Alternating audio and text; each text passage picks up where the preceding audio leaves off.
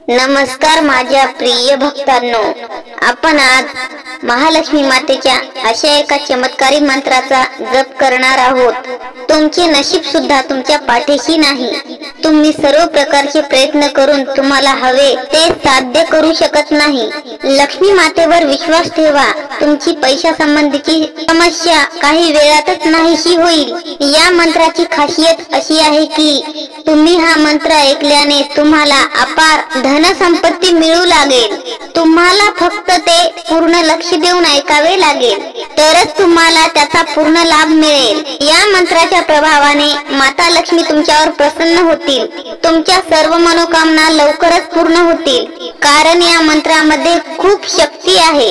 भक्तांनो, या मंत्राचे इतरही अनेक फायदे आहेत। असे सांगितले जाते की जो कोणी या मंत्राचा नियमित जप करतो किंवा श्रवण करतो त्यांच्या घरात माता लक्ष्मीचा वास राहतो। त्या व्यक्तीच्या जीवनात कधीही धनाची कमतरता भासत नाही।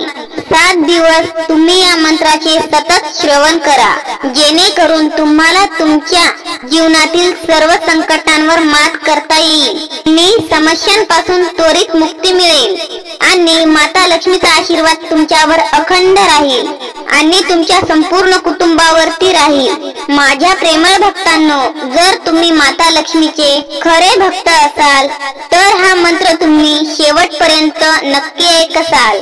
चला तर मग प्रेमळ भक्तांनो, या मंत्राच्या जपाला सुरुवात करूया।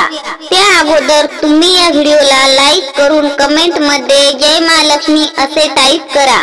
कमेंट मध्ये जय महालक्ष्मी लिहिल्याशिवाय व्हिडिओ बंद करू नका। माता लक्ष्मी तुमच्यावर प्रसन्न होऊन तुम्हाला भरभरून आशीर्वाद देतील। चला तर मग जास्त वेळ न लावता माता लक्ष्मीच्या या मंत्राला सुरुवात करूया।